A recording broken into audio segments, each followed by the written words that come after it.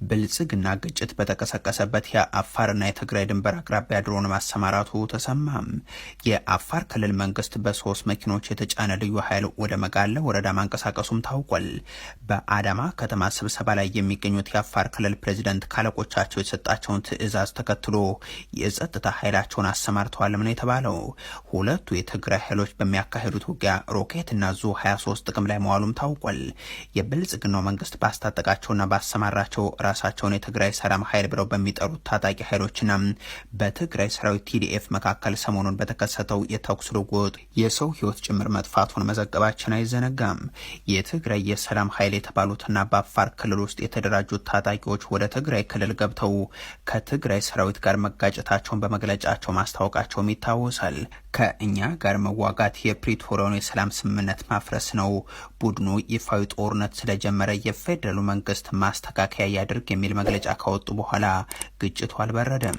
የትግራይ የሰላም ኃይል የሚባሉት ታጣቂዎቹ ሮኬት ታጥቋል የሚሉት የዓይን እማኞች ይህንንም 4 ጊዜና ከዛ በላይ ወደ ትግራይ ሰራዊት በኩል ተኩሰውታል ሲሉ ያነሳሉ።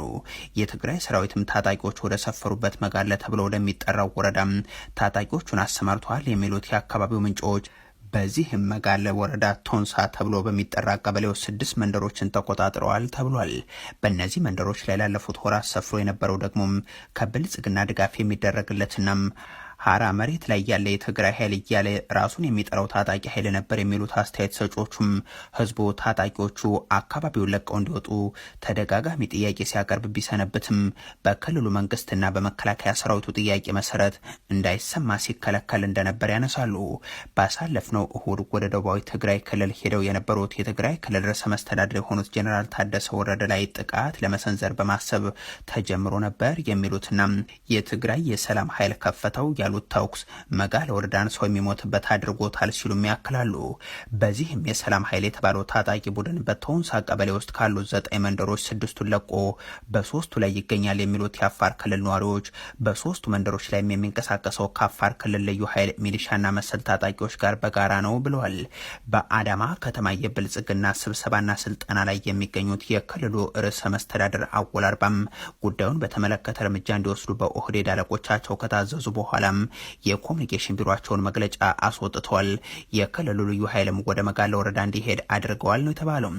የኮሙኒኬሽን ቢሮ የአፋር ድንበርና ህዝብን ለመጠበቅ አስፈላጊውን እርምጃ እንወስዳለን ብሎ መግለጫ ካወጣ በኋላ ባሳለፍነው ሐሙስ ዕለት በ3 አይሱዙ የተጫኑ የልዩ ኃይል አባላት ወደ መጋለ ወረዳ እንዲሄዱ አወል አርባ አዘዋል ተብሏል። መሐመድ ሰናይ የተባሉ ኃላፊ የሚያዙት ይኸው የልዩ ኃይል ቡድን ወደ ታዘዘበት ቦታ መንቀሳቀሱም ነው የታወቀው።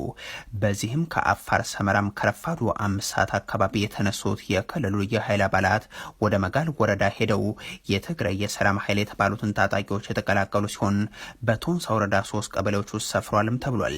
የፌደራሉ መንግስት ማስተካከያ ያድርግ ሲሉ መግለጫ ያወጡትና የብልጽግናን እገዛ የጠየቁት የትግራይ የሰላም ኃይል የተባሉት ታጣቂዎቹ በአፋር ክልል ብልጽግና ከሚደረግላቸው ድጋፍ ባሻገርም የአዲስ አበባው መንግስትም ድጋፍ እንደሚያደርግላቸው የሚገልጹት እነዚሁ ምንጮች ግጭቱ በተከሰተበት የአፋርና የትግራይ ድንበር አቅራቢያም የድሮን ስምሪት መካሄዱንም አረጋግጧል።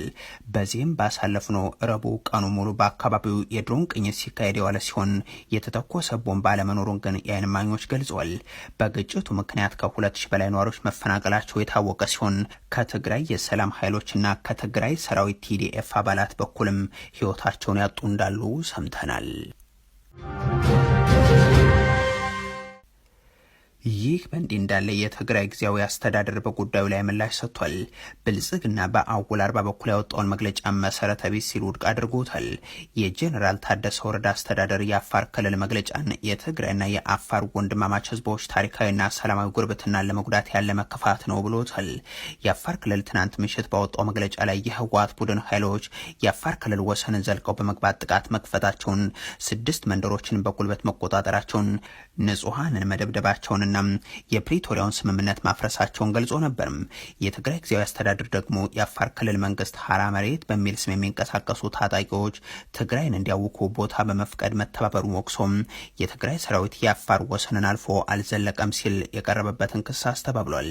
ጊዜያዊ አስተዳደሩ የፌደራሉ መንግስት የፕሪቶሪያው ስምምነትን በአግባቡ እንዳይፈጽም እንቅፋት ሆኗል፣ ድርጊቱ ሰላማዊ ሂደትን ከመጉዳት አልፎ የህዝብ ስቃይና መከራ እንዲቀጥል የሚያደርግ ሰላማዊ ትግልንም የሚረብሽ ነው ሲል ነው የገለጸው። አስታውሰው አስተዳድሩ አሁንም ውይይት ብቸኛ የችግሩ መፍትሄ ነው ሲል ገልጾታል። የፕሪቶሪያው ስምምነት በተሟላ መልኩ መተግበር የዘላቂ ደህንነትና ሰላም ዋስትና መሆኑን በጽኑ እናምናለን። ጊዜያዊ አስተዳድሩ ከፌደራል መንግስቱ ጋር ያለው ግንኙነት እንዲጎለብት ስምምነቱ ሳይውል ሳያድር ይተግበር ብሏል። የትግራይ ህዝብ በዚህና በዛ ከሚሰራጭ ወሬም ከጦርነትና ከትግራይ ጥፋት እናተርፋለን በሚል እንቅልፍ ያጡት ነውረኞች በሚፈጥሩት ያለመረጋጋት ሳይረበሽ የቀን ተቀን ውሎን ማዕከል በማድረግ ተረጋግቶ እንዲረባረብ ጥሪ እናቀርባለን። የዓለም አቀፉ ማህበረሰብም ከጎናችን ይሰለፍ ሲልም ጥሪ አቅርቧል። የፌደራል መንግስት እስካሁን ለሚነሱት ጥያቄዎች ምንም የሰጠው ምላሽ የለም። በእርግጥ የጠቅላይ ሚኒስትሩ አማካሪ አቶ ጌታቸው ረዳም ኋላ ቀር ሲሉ የሚጠሩትን ህወሓትን የፌደራል መንግስቱ ላይ ትንኮሳ ጀምሯል በሚል መግለጻቸው ይታወሳል። ቡድኑ የሚሉትን ይህንኑ አካል የፕሪቶሪያውን ስምምነት ለመቅደድ ሁሉንም አይነት ትንኮሳዎችን ቢፈጽምም የፌደራል መንግስቱ ግን የአጻፋ ምላሽ ከመስጠት እንደተቆጠበ አድርገው አቅርበውም ነበር። የሻዕቢያ ተልዕኮ ነው ሲሉ በማንሳት በከተማ ውስጥ በተፈጸመ ጥቃት የመንግስት የጸጥታ ኃይሎች ተገድለዋል ተባለም። ይህ በእንዲህ እንዳለ የፋኖ ኃይሎች የጸጥታ አመራሮች የተገደሉባት ጥቃት ደርሷል ሲሉ አሳውቀዋል። በአማራ ክልል የተለያዩ ስፍራዎች በተለይም በወረዳ ከተማዎች ውስጥ በክልሉ የጸጥታ ኃይሎች ላይ የሚፈጸሙ ጥቃቶች በአንድ በኩል የመንግስት ወታደሮች ወደ ፋኖ ኃይሎች መገኛዎች በመጓዝ የሚሰነዝሩት ዘመቻ ደግሞ በሌላ በኩል ሰሞነኛ መገለጫዎች ተደርገው የሚነሱ ናቸው። ዛሬ በፋኖ ኃይሎች ከተፈጸሙ ጥቃቶች ውስጥ በጎጃም ቀጠና መራዊ ጸጥታ ኃይሎች መገኛ ላይ የደረሰውም አንዱ አብነት ነው። በዚህ ጥቃት የደረሰው ጉዳት በውል ባይታወቅም ከሰሞነኛው የክልሉ ውጊያ ጋር በተያያዘም የአርሶ አደሩ የሰብል መሰብሰቢያ ጊዜ ከመሆኑ ጋር በተገናኘም ችግር እያስከተለ ስለመሆኑ ይገለጻል። በመንግስት ኃይሎች የተተኮሰ ከባድ መሳሪያን በደቡብ ጎንደር ዞን ስማዳ ወገዳ አቅራቢያ ጉዳት ማስከተሉም የዚህ ማሳያ ይሆናል። በሰሜን ሸዋ ዞን መንዝማማ ተብሎ በሚጠራው አካባቢ የተቀሰቀሰ ውጊያን ተከትሎ ደግሞ ሃይማኖታዊ ክብረ በዓል ሲያከብሩ የነበሩ ሰዎች በተን መዳረጋቸው ታውቋል። ጨርጨራ ተብሎ ወደሚጠራ ስፍራ አካባቢ የተተኮሰ የከባድ መሳሪያን ተከትሎ የተፈጠረ ስለመሆኑም ነው የተሰማው። ከሰሞኑ የመከላከያ ሰራዊቱም የፋኖ ኃይሎችን በበርካታ የክልሉ አካባቢዎች ተፋላሚዎቻቸውን ስለመደምሰሳቸው መግለጫ ማውጣታቸው የሚታወቅ ነው። የፋኖ ኃይሎች ጥቃት አደረስንባቸው ከሚሏቸው አካባቢዎች ውስጥ የምስራቅ ጎጃም ዞን ስናን አካባቢ የደረሰው አንዱ ነው። የፋኖ ኃይሎች በዚህ አካባቢ ጥቃት 3 ይደርሳሉ ያሏቸውን የአካባቢውን የጸጥታ አመራሮችን ስለመግደላቸው ይገልጻሉ። የክልሉ ብልጽግና ደግሞ በምስራቅ ጎጃም ዞን ስናር ወረዳ ለሶስተኛ ዙር የወታደራዊ ስልጠና ሲከታተሉ የቆዩ የሰላም አስከባሪ ኃይሎችን አስመረኩ ብሏል። ኢትዮጵያውያንን ለድህነትና ለኑሮ ውድነት የዳረገ ቅድመ ሁኔታን አቅርቦ እያስፈጸመ የሚገኘው አይኤምኤፍ ኢትዮጵያ ውስጥ ጉብኝት እያደረገ ነው። ዓለም አቀፉ የገንዘብ ተቋም ቀጣዩን ዙር ብድር ከመልቀቁ በፊት የመስክ ጉብኝት እያከናወነ ስለመሆኑም ታውቋል። የብልጽግናው መንግስት የሀገሪቱን የፖሊሲ ነጻነትን ለአይኤምኤፍ አሳልፎ ከሰጠ በኋላ በፍጥነት እያሻቀበ የሚገኘው የኑሮ ውድነት ቀጥሎም የ1 ዶላር ዋጋም ከ180 ብር በላይ በኢመደበኛው ግብይት እየተሸጠ ይገኛል። የሸማቾች አቅም በተዳከመበት የድሃዎች ቁጥር በየወሩ እየጨመረ በመጣበት በዚህ ወቅት የዋጋ ግሽበትና የኑሮ ውድነት እንደቀጠሉ ቢሆንም አገዛዙ ለነ አይኤምኤፍ የገባውን ቃል እያስፈጸመም የድሮን መግዣና የቤተ መንግስት መስሪያ ገንዘቡን በየ3 ወሩ ለማግኘት የሚያስችለውን ተግባር ገፍቶበታል። በ4 ዓመታት ውስጥ 4 ቢሊዮን ዶላር ለማግኘት የፈረመው ብልጽግና በዚህ ዓመትም 1 ቢሊዮን ዶላር ይቀበላል ተብሎ ይጠበቃል። ይህንን ገንዘብ ከመልቀቁ በፊትም አይኤምኤፍ ወደ ኢትዮጵያ ልዑካን ቡድኑን ልኳል። በዓለም አቀፉ የገንዘብ ተቋም አይኤምኤፍ ባልደረባ በሆኑትና ክርስቶፈር በተባሉት ኃላፊ የተመራ ቡድንም በንግድ ሚኒስቴር ስር የሚገኙ ተቋማት ላይ ጉብኝት ማከናወኑ ተገልጿል። በተለይም በምርት ገበያ መስሪያ ቤት ተገኝተው ጉብኝት አድርገዋል የተባሉት እኒህ የአይኤምኤፍ ልዑካን ቡድን አባላት ምርት ገበያው ከአይኤምኤፍ ትዕዛዛትና መመሪያዎች አንጻር ያለውን እንቅስቃሴ መገምገማቸው ነው የተሰማው። የምርት ገበያው የብልጽግናው ተሿሚዎችም አይኤምኤፍ ለመስሪያ ቤታችን ውለታ ውሏል እያሉ ሲናገሩ እንደነበር አብራርተው በቀጣይም ይህንኑ ተግባር እንዲቀጥልበት ጠይቀዋል መባሉ ታውቋል። የአይኤምኤፍ ልዑካን ቡድን አባላት ግን የኢትዮጵያን የገበያ መሰረተ ልማትና የፖሊሲ ምህዳር ማሻሻል እንደሚያስፈልግ አዘው ይህንንም በጋራ እንሰራለን ሲሉ መናገራቸው ተገልጿል። አይኤምኤፍ ከዚህ በፊት በምርት ገበያ ላይ ከነበሩ ትችቶችና እንዲሻሻል ሲጠይቅባቸው ከነበሩ ጉዳዮች መካከል የመንግስት ሚና በዘርፉ ላይ እንዲቀንስና ኤክስፖርቱን መቆጣጠሩን ማቆም አለበት የሚለው ይጠቀሳል። አይኤምኤፍ ብድሩን ለብልጽግና መልቀቅ ከጀመረ በኋላ ጦርነትና እያደገ የመጣው የኑሮ ውድነት የኢኮኖሚ ማሻሻያውን አደጋ ውስጥ እንደከተቱት መጠቆሙ አይዘነጋም። ይሁን እንጂ ብልጽግናም ጦርነቱን ለማቆም አይኤምኤፍን ብድሩን ለማቋረጥ ሲወስኑ አልታዩም። በኦሮሚያ ክልል የተፈጸሙ ግድያዎች አሁን መነጋገሪያ ሆነው ቀጥሏል። የካቶሊክ ምዕመናንም ተገድለዋል ተብሏል። የመንግስት የመገናኛ ብዙሃንና ባለስልጣናት አስተያየት የማይሰጡበት የኦሮሚያው ጭፍጨፋ በተለያዩ የሃይማኖት ተቋማት ግን እየተወገዘ ነው። የኢትዮጵያ ካቶሊክ ጳጳሳት ጉባኤም ድርጊቱን አውግዟል።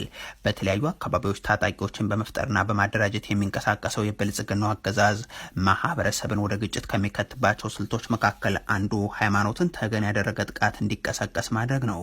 ይህንንም ከዚህ በፊት በአማራ በትግራይና በኦሮሚያ እንደዚሁም በደቡብና በሶማሌ ክልሎች ሲፈጽመው ቆይቷል። ዜጎችን በሃይማኖታቸውና በብሔራቸው እንዲጠቁ በይፋ በመቀስቀስ የሚታወቁ አገዛዙም ከእርሱ ትዕዛዝ ውጭ ነዋሪዎች ጥቃት ሲፈጸምባቸው ለመከላከል ሲንቀሳቀስም አይስተዋልም። ድርጊቱ ከተፈጸመ በኋላም እንዲነገርና እንዲዘገብ አይፈቅድም። በዚህም በአርሲና በሐረርጌ ሰሞኑን የተፈጸመውን ጭፍጨፋ የመንግስት ሚዲያዎችና ያገዛዙ የሚዲያ ሰራዊት እንዳይዘግበው ተደርጓል። የሃይማኖት ተቋማት ግን እያወገዙት ናቸው። የኢትዮጵያ የካቶሊክ ጳጳሳት ጉባኤም በኦሮሚያ ክልል በካቶሊክ ማህበረሰብ አባላት ላይ ህይወትን የቀጠፈና ንብረትን ያወደመ ጥቃት መድረሱን ገልጾ ሀዘን ተሰምቶኛል ብሏል። ባሳለፍነው ጥቅምት 25ና 27 በምዕራብ ሐረርጌም በቅድስት ማርያም ካቶሊክ ቤተክርስቲያን በደረሰው ጥቃት የህይወት መጥፋትና የንብረት ውድመት አጋጥሟል ሲልም በመግለጫው አመልክቷል። ጉባኤው ጥቃቱን ኢሰብአዊ ያለው ሲሆን መንግስት የሁሉንም ዜጎች ደህንነት ለማረጋገጥ አፋጣኝና አስፈላጊ ህግ እርምጃዎችን መውሰድ አለበትም ብሏል። መግለጫው በተጨማሪም በአርሲ ዞን በኢትዮጵያ ኦርቶዶክስ ተዋሕዶ ቤተክርስቲያንና በኢትዮጵያ እስልምና ጉዳዮች ጠቅላይ ምክር ቤት ማህበረሰቦች ላይም ተመሳሳይ ጥቃቶች መፈጸማቸውን ጠቅሷል። ጉባኤው ለሶስቱም የሃይማኖት ተቋማትና ለተጎጂ ቤተሰቦቻቸውም መጽናናትን ተመኝቷል። ሚኒስትሩ ኢትዮጵያና ሌሎችም የቀጠናው ሀገራትን በተመለከተ ወረራን ለመቀልበስ ተዘጋጅተናል ሲሉ ገልጿል። ፕሬዚደንት ኢሳያስ አፈወርቄ በካይሮ ከሰጡት ቃለ ምልልስ በኋላ ያስተላለፉት መልእክትም ነው። ወደ ካይሮ ከሰሞኑ ያቀኑት የሻቢያው ሰው ኢሳያስ ግብፅን እንደ ጎረቤትም እንደ ስትራቴጂካዊ አጋርም እንደሚመለከቱ አንስተው ቀይ ባህርን በተመለከተ ማብራሪያ ያቀርበው ነበርም። ኤርትራን ጨምሮ ጸረ ኢትዮጵያ ኃይሎችን ለማሰባሰብ እድሉን ያገኘው የካይሮ መንግስት ደግሞም ደጋግሞ ኢትዮጵያ ላይ ያነጣጠሩ መግለጫዎችን እያወጣ ቀጥሏል።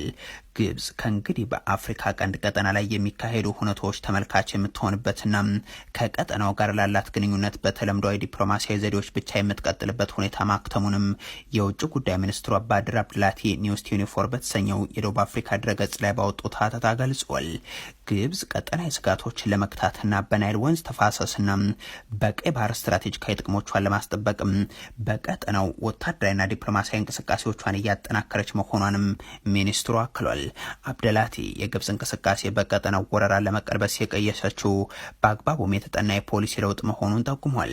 አንዳንድ ሀገራት የውጭ ስጋቶችና ጠላቶችን በመፍጠርና ግጭቶችን በማባባስ አካሄድ የውስጥ ችግሮቻቸውን ወደ ቀጠናው እያጋቡ ነው በማለትም አብደላቲ ከሷል። ከቀናት በፊት እኒሁ ሹም ኢትዮጵያ በቀይ ባህር አስተዳደር ላይ ጣልቃ የመግባት ወይንም የመሳተፍ መብት የላትም ሲሉ ተናግረው እንደነበር ይታወሳል። የቀይ ባህርን የወደፊት አስተዳደር በተመለከተም ግብጽ ከሳውዲ አረቢያ ጋር ምክክር እያደረገች ትገኛለች ብለው እኛና ሳውዲ አረቢያ በቀይ ባህር ላይ መጠነ ሰፊ ዳርቻ ያለን ሀገራት እንደመሆናችን የውሃውን ኮሪደር በተመለከተ ደህንነቱንና መረጋጋቱን የማረጋገጥ ኃላፊነቱንም የአባል ሀገራት ሆነው ሲሉ ነበር የተናገሩት። ኢትዮጵያ የቀይ ባህር ወሰን ተጋሪ ሀገር ባለመሆኗም በባህር በሩ አስተዳደር ውስጥ የመሳተፍም ሆነም ጣልቃ የመግባት